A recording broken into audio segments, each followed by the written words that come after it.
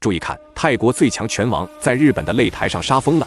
无论是排名前10的踢拳王者，还是响彻拳坛的抗揍达人，在他面前统统都逃不过躺尸擂台的结局。甚至所有和他对战的日本选手，不是被杀人如麻的铁拳瞬间放倒，就是被有着千斤之力的重腿当场踢废。作为当之无愧的最强外敌，他直接将整个日本拳坛笼罩在恐惧之中。此人就是泰国排名第1的百胜拳王龚纳帕，其影响力就连泰拳王子波球和泰拳天王亚桑克莱都是他的忠实粉丝。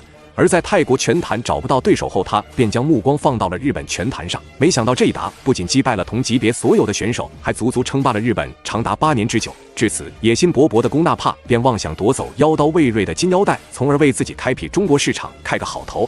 然而，这条来之不易的金腰带对于卫瑞来说，简直比命还要重要。毕竟不仅代表着自己的实力，还关乎着中国搏击的尊严与荣誉。没想到刚刚从日本冠军平本莲手中夺过来，还没有暖热，就遭到了泰拳王的惦记。奈何常年征战于国际擂台的卫瑞，输过怕过就是没怂过。面对如此强大的对手，他不仅没有丝毫退缩，还用最快的速度杀往了日本东京。即使拼尽全力，也是誓死捍卫这条属于中国的冠军金腰带。话就不多说了，让我们来看一下中国选手在擂台上的精彩表现。随着裁判一声令下，比赛正式开始。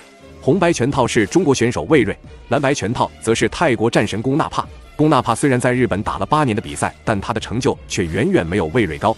而卫瑞只是打了3场比赛，就直接将含金量最高的冠军金腰带收入了囊中。得知这个消息后，气急败坏的龚纳帕直接3天没有吃饭。没想到自己8年都没有拿到的荣誉，居然被中国小伙轻而易举的就夺走了。得知金腰带重要性的龚纳帕也是直接就将苗头对准了中国选手卫瑞，甚至为了挽回颜面，还在媒体面前表示卫瑞只是运气比较好罢了，实则中国功夫根本就不堪一击。確かにウェイリーあれですね、さばくっていうよりも自分からなんか言ってますね。そうですね。前に出て返してウェイルイ。ちょっと効いた。今右それも勝て。いやパンチもうまいですね。正人さんもう何もかもっていうことなんでしょうかね。左フックが右フックがよく当たりますよね。ウェイルイの前の手の。これも強烈です、その拳。そしてやっぱり関根さん、ウェイルイといえばもうこれ攻撃食らわないイメージありますね。それがねやっぱり今日はね。卫瑞的进攻攻势和进攻欲望非常强烈，无时无刻都在拿着拳头猛攻对手的内围。此时比赛才刚刚开始，他不仅掌握了节奏，还完成了对龚纳帕的全方位碾压。不过即使这样，卫瑞也并没有因为拿到优势就放松丝毫警惕。毕竟对于在日本只打了3场比赛的他，算是客场作战。反观称霸了日本拳坛8年之久的龚纳帕，早就已经把日本当成了自己的第2个家乡，放着好好的日子不过，偏偏要看上了卫瑞的金腰带。既然这样的话，那卫瑞就算拼尽全力，也不会让他得逞。正人さん、これ右の攻撃。飛び下げですよね。ちょっとこれジャンピングハイのようにも一瞬見えましたが、もうなんか仁王立ちのような自信満々です。まだ25秒あります。ウェイルイ1つダウンを奪っています。一気にこれ決めてしまうか。ゴンナパーも左のそれでも足元蹴り合いでも勝ってますよ、ウェイルイの方が。上ですね。さらに右、そして冷静沈着、左のロー関節のあたり蹴っていきます。2段蹴り。なんかゴンナパーがちっちゃく見えますね。根据首回合的表现，我们可以看出来，龚纳帕根本就不是卫瑞的对手。而相信被读秒过一次的他，应该也已经意识到了事情的严重性。龚纳帕能称霸泰国拳坛和日本拳坛，那实力自然很强。但如果想要轻而易举地击败中国选手，恐怕是比较困难的。尤其妖刀卫瑞还是一位擅长用脑子打比赛的智慧型选手。别看龚纳帕在日本的地位与威望非常高，但此时在中国小将面前，他就是一个会移动的人肉沙袋罢了。无论是中远距离也好，还是中近距离也罢，卫瑞都丝毫不怂。这位老拳王。ちょっと効いたのかな。左ハイ。いやもうゴンナパー愚直にもうローでしょ。そうですね。これも自分の武器を信じて左の右のフックでしょ、返しの。そうですね、右フックもちょっと当たりましたよね。山崎秀明の膝を破壊した左ロー。ゴンナパーまだ生きているようです。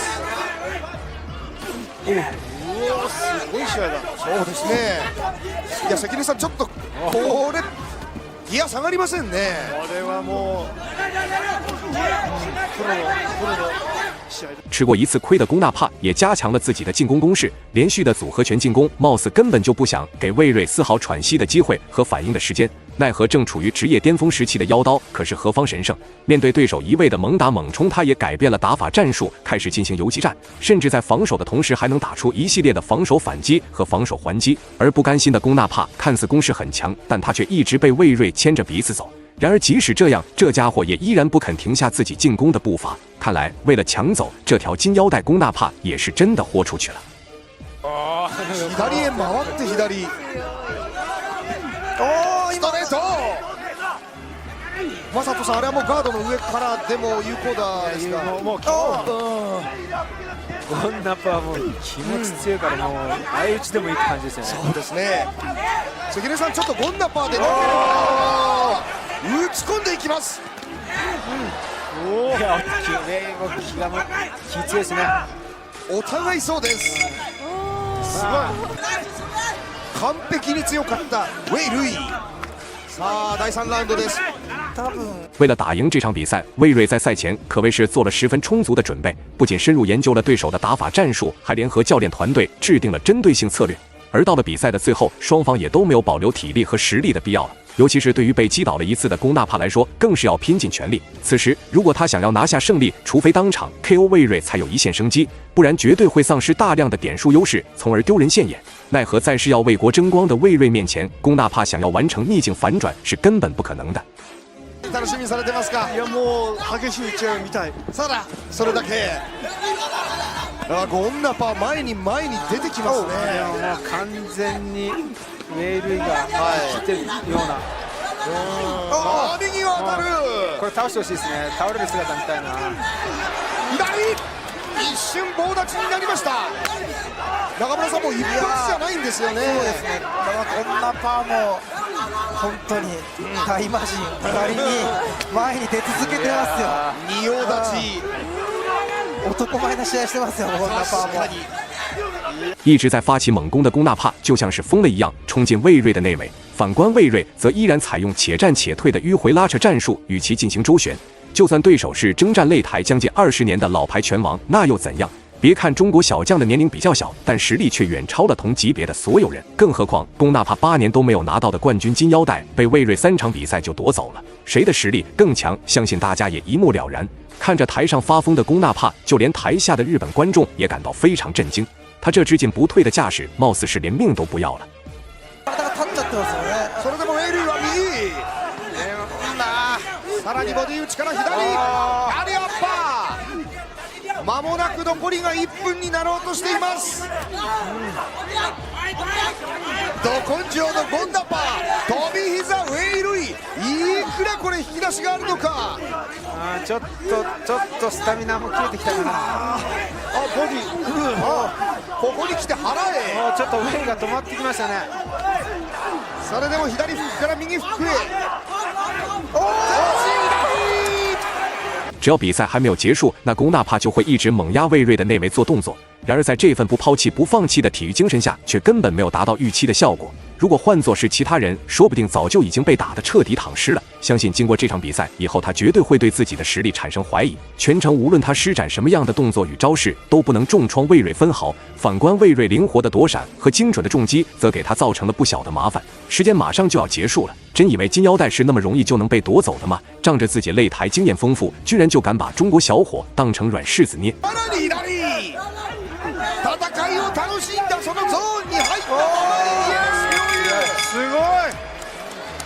ここで試合終了。強いなウェイルイ。これちょっと再戦望みます。僕はね。最终魏睿成功以大比分优势拿下了比赛的胜利。以上就是本期视频的全部内容。大家觉得中国选手魏睿本场比赛的表现如何？欢迎在评论区留言讨论。